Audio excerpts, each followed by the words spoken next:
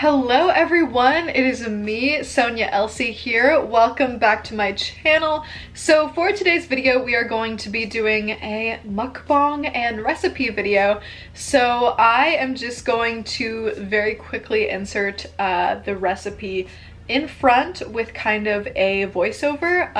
It's super easy, like really chill, not really that exciting, not really that impressive. But yeah, hope you guys enjoy. So yeah, let's get on with the recipe.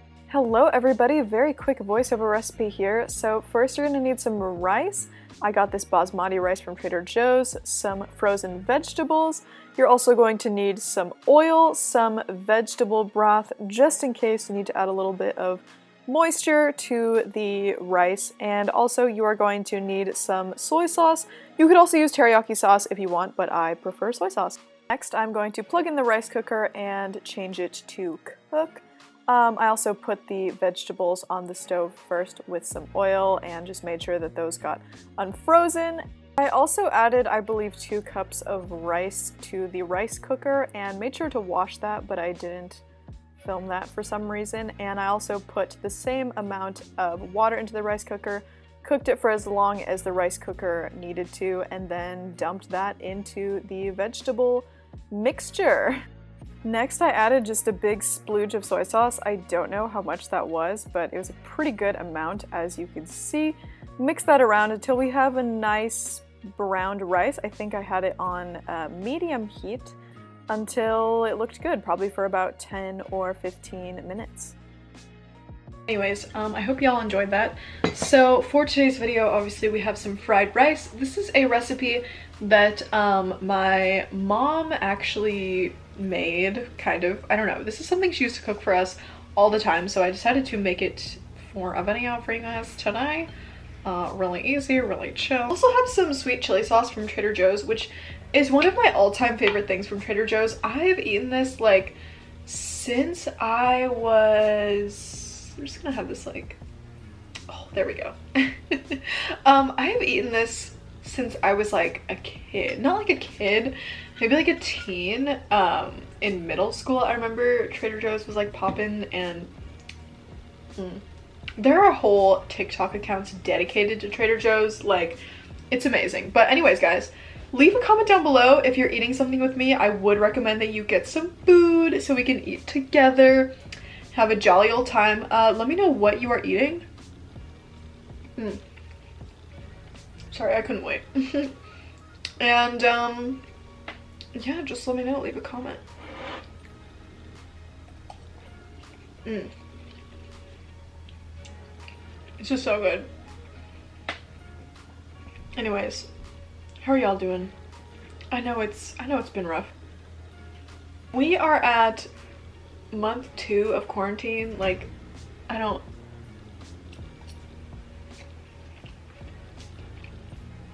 feel like it's been so long, but also not that long.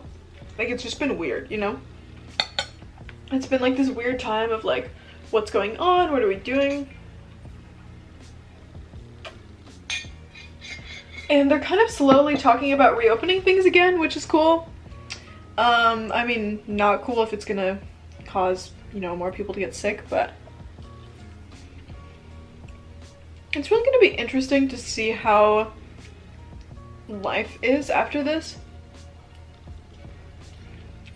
Like, this is definitely gonna change a lot of things, and I feel like people are still gonna be, you know, wearing masks and stuff, and like, you know, I don't know, I feel like some people are either gonna go crazy and be super excited, and some people are like, you know, gonna just freak out and or just stay inside and be scared forever. Like, yeah, so I'm not sure exactly how it's gonna go, but I've been keeping myself very entertained. I have been live streaming a ton on Bigo. Some of you guys have followed me on there, and it's been really fun. So basically, the past week I meant to film YouTube videos, and I just got so busy. Basically, there's this competition on Bigo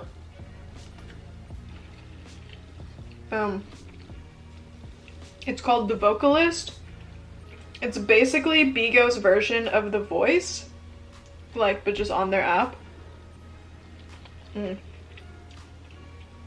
And yeah, it is just it's a competition, and I entered it last season. They had it too, and I'm currently right now in the final 4, so I will update you guys if you want to know if I win or not.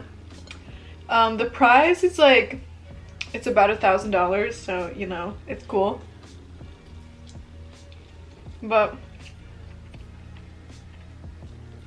yeah, it's pretty legit.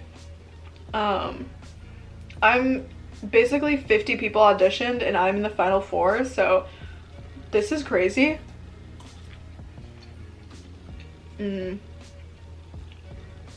Anything could happen tomorrow. Like, I'm gonna add some more sweet chili sauce. So I've been keeping myself entertained through live streaming on Bigo. But beep boop beep boop. Live streaming and YouTube are just things that I love to do so much, and I'm just happy that I can do them so much now. Especially, you know, the quarantine is rough. Going live every day, seeing the same people, you know, posting YouTube videos, seeing like all the nice comments I get, it makes me very happy, so thank you. And thank you guys for the positive response on my last video, my singing 4 years later video. Not singing 4 years later. Singing the same song 4 years later video.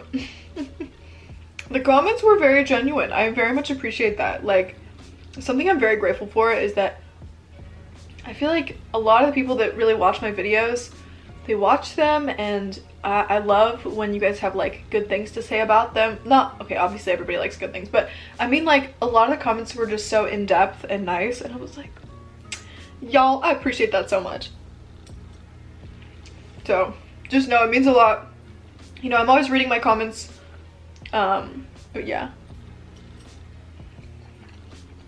even though when you read the comments, you do have to deal with seeing all the troll comments, but it is worth it to be able to see the nice comments. We got some cool water here.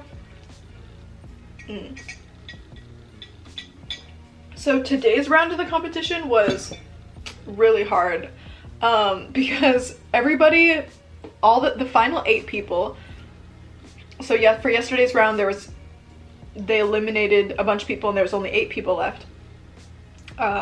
So for the 8 people that were left, they picked genres for them to sing for the next day out of a hat. And I got gospel, which, like, literally what? Like, there was actually, okay, so apparently Lauren Daigle is someone that qualifies as gospel. And if you guys haven't heard her music, I didn't really listen to it too much until I had to learn this song for the competition. She's really good. Like, what? She's like Adele. She has like a Christian Adele vibe kind of going on with her voice, which was cool. I personally am not a Christian, but I am someone who's spiritual, you know. I definitely believe there's something out there, you know, no matter what it is. There's also a part of me that believes that, like, all religion is correct. Like, this is a weird theory that I have. That whatever you believe is what's going to happen. We're adding some more sauce. I don't know. I mean, not that I really believe that, but I think that sometimes, you know, like, what if, okay, if you believe in Buddhism, you're gonna get reincarnated. If you believe in heaven and hell, you know, the Christian God, that's where you're gonna go. Or if you're an atheist, like, that's just what's gonna happen. You're just gonna, like, be dead in the ground. I don't know. So that's I remember I was telling that to my Christian friend one time. Like, I was like, what if all religions are true? And she was like, that's stupid. So I would tell you guys the situation about my weird neighbors, but, like, if I can hear them when they're yelling, they can probably hear me when I'm talking. So I don't want to get, I don't know, I just don't want to deal with them. Especially in quarantine, we're all together. But long story short, they were, I'm talking quietly now, they were fighting. It sounded like a really bad situation, so I called the police. This had happened before, but when I tried to call the police, it literally didn't go through. Like, the line was busy, which is also a reoccurring nightmare that I've had. So I live in like a really busy part of Los Angeles, so that can happen. But yeah, I tried calling over and over and over again. It would say like, this line is full, beep boop, and I was like, what the fuck? Like, this is crazy. So eventually they stopped fighting, and I just like, I don't know, I was like, I don't know if I should call back or like, you know, but I ended up not. But when it happened again, I called. It still took a few tries to get through, but it went through. And so got the police to come. Afterwards, I was live streaming in the kitchen, you know, just showing some food I was cooking.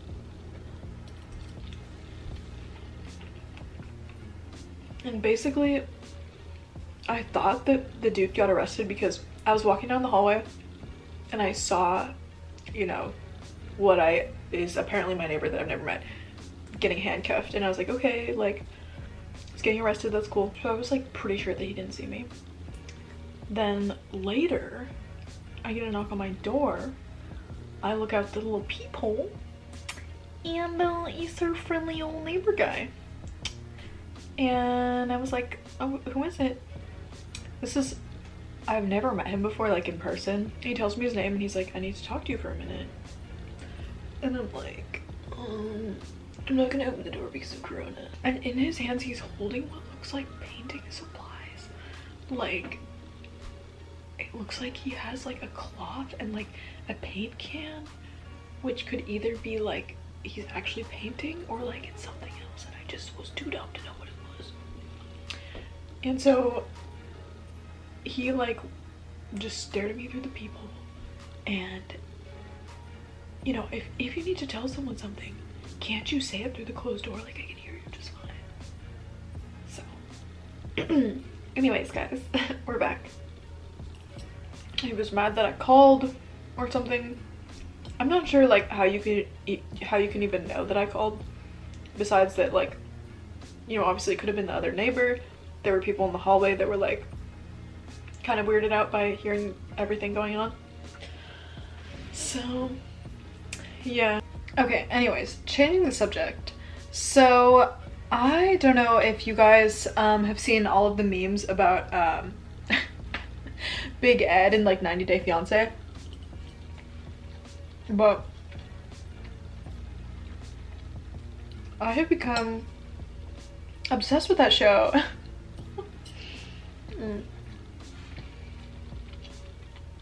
I was watching it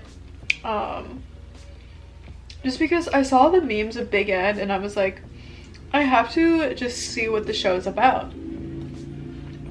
And at first I didn't really understand the concept of it. Like, I thought that, okay, 90 Day Fiance, like, they're just meeting up with random people and they're hanging out for 90 days and deciding if they get married or not. Like, I thought that was how it was.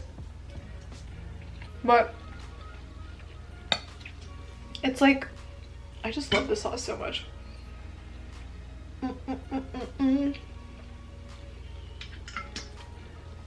So it has to do with the fiance visa in the US only lasting 90 days. So you have to like, you have to get married within 90 days if someone has a fiance visa. So it's mostly people that they've either met online or like they met once through like some kind of trip. The person's from another country, like, you know, following their journey. So it's wild. The thing that like bothers me about it, I mean, obviously it's dramatized for a TV show, this doesn't really have to do with the show, but more like the families and some of the like people from the US, but like they're so ignorant to like the other person's culture, and they're just so rude about it. Not for all the couples, but a lot of them, you know, like okay, some of them, you know, obviously everybody has their theory that, oh, you know, they're just coming for a green card, and you know, you never know what's the case for people, but there were family members that would just straight up say, like, to the person, you're coming here for a green card, when it's like, why would you say that to someone, you know? Or there's some kind of cultural difference, like maybe in some cultures they don't know a lot about a certain sport, or like different things that are acceptable there, you know, might seem a bit different here. And instead of like educating them when these people have come from another country to the United States, like where everything's different, they would just kind of like make fun of them, and that bothered me so much. I'm like, so you're telling me this person has moved thousands of miles for you, and you know, like you're not gonna try to be more accommodating, like more understanding? I don't know, it's not the case for all of them, but that was something I noticed that bothered me.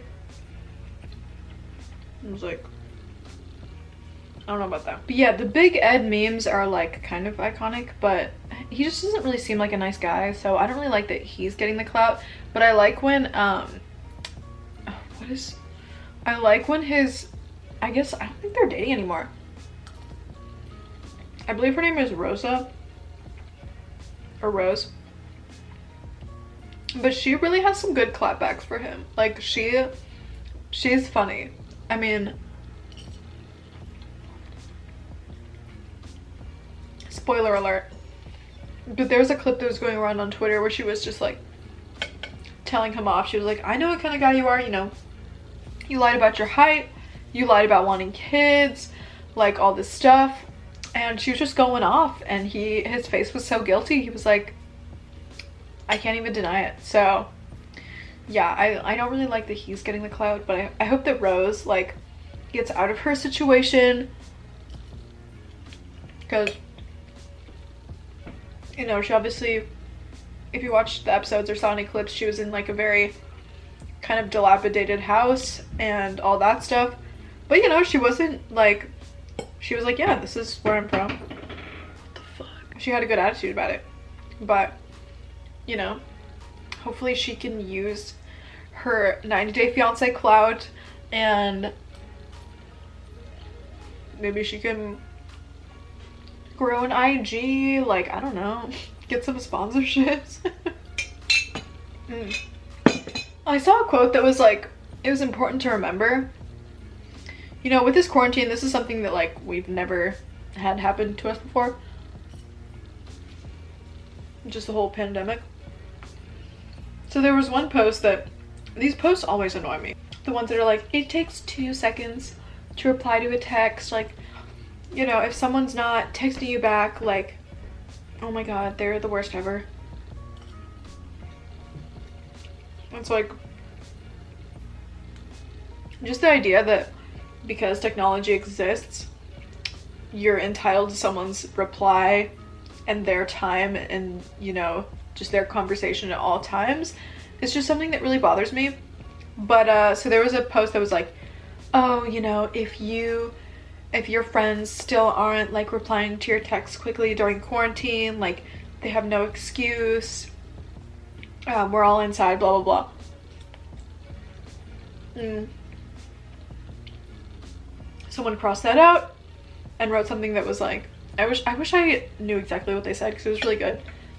But it was like, you know, we're going through a global pandemic, everyone handles this differently, like, let's not project this onto our friends who are maybe handling this differently from how we are. You know, some people may feel the need to reach out to people more, and some people may feel the need to just stay inside and kind of stay recluse and all that stuff. But yeah, it's I've definitely dealt with that a lot in friendships.